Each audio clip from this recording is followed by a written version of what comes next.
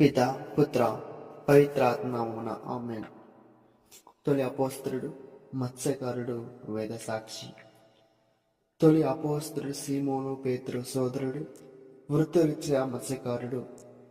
యేసును వెతుకుంటూ యేసు మెస్సయ్య లేక విమోచకుడని తెలుసుకున్న వెంటనే యేసును విశ్వసించాడు.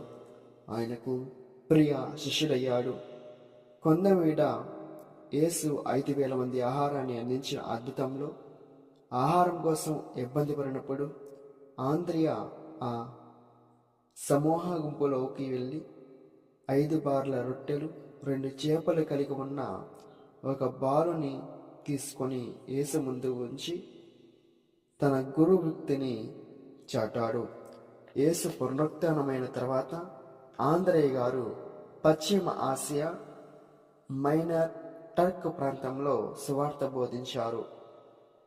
ఫలవంతమైన సువార్త సేవల అనంతరం నీరో చక్రవర్తి కాలంలో వీరు వేద సాక్షిగా సుమారు క్రీస్తు శకం 70లో పస్ అను చోట శిలువ మరణం పొందారు.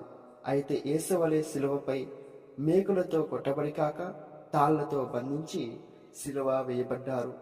శిలువపై వెంటనే మరణించకుండా యేసు కోసం శిలువపై దీర్ఘకాలం శ్రమలు అనుభవించేందుకు కోరుకున్నారు. వీరి శిలువ అక్షరం ఆంగ్లంలో ఎక్స్ అక్షరం వలె ప్రత్యేక రీతిలో ఉంది. అందుకే ఎక్స్ ఆకారం శిలువకు ప్రీత్ ఆంద్రయ్య గారి శిలువ అని పేరు వచ్చింది.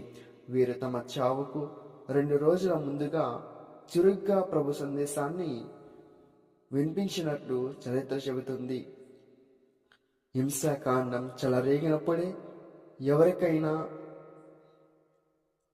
కిరాయి వ్యక్తో ఎవరు నిజమైన కాపరో తెలుస్తుంది.